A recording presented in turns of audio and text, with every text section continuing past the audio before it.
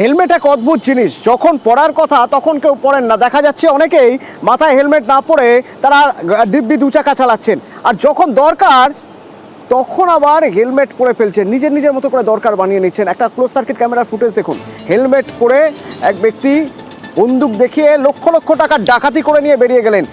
Close circuit ক্যামেরার footage. কিন্তু পুলিশের কাছে সমস্যা কি হবে না, সমস্যা হবে এই ব্যক্তি এখানে হেলমেট পরে রয়েছেন, তাকে চিহ্নিত করতে গেলে বা তাকে আইডেন্টিফাই করতে গেলে বেগ পেতে হবে। কি হয়েছিল, কতটা দুঃসাহস না থাকলে এভাবে হেলমেট পরে এসে বন্দুক দেখে লক্ষ লক্ষ টাকা ডাকাতি করে নিয়ে যাওয়া যায়, তাও এখান থেকে একদম ঢিলছোড়া দূরত্বে থানা।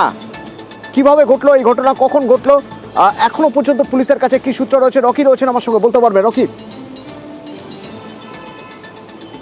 অতনু দেখো, ভর সন্ধেবেলায় কিন্তু হেলমেট পরে নিয়ে দুষ্কৃতী হানা ব্যবসায়ীর বাড়িতে এবং আগ্নেয়াস্ত্র দেখিয়ে প্রায় 3,50,000 টাকা লুট করে নিয়ে যাওয়ার অভিযোগ। ঘটনায় কিন্তু চাঞ্চল্য ছড়িয়েছে বানাহাট এলাকায়। বানাহাট থানার অন্তর্গত ঢিলঝোড়া দূরত্বেই কিন্তু শান্তিপাড়া রয়েছে এবং সেখানে এক ব্যবসায়ী থাকেন সমীর সরকার, এবং এদিন কিন্তু সন্ধ্যাবেলায় তিনি তার অফিস রুমে বসে নিয়ে কাজকর্ম করছিলেন।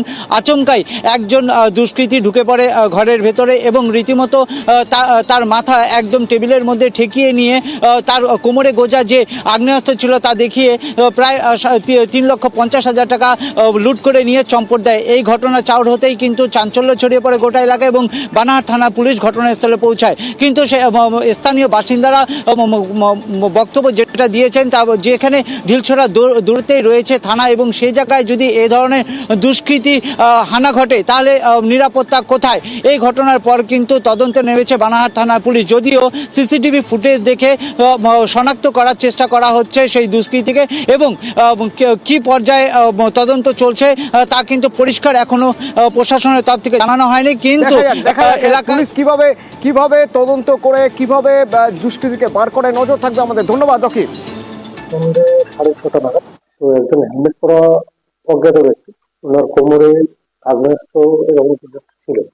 আমি এখানে দেখেছি, আসার পর আমাকে ওটা দেখে চেক করে এবং আমার কাছে যা এখানে টাকা পয়সা ছিল সব নিয়ে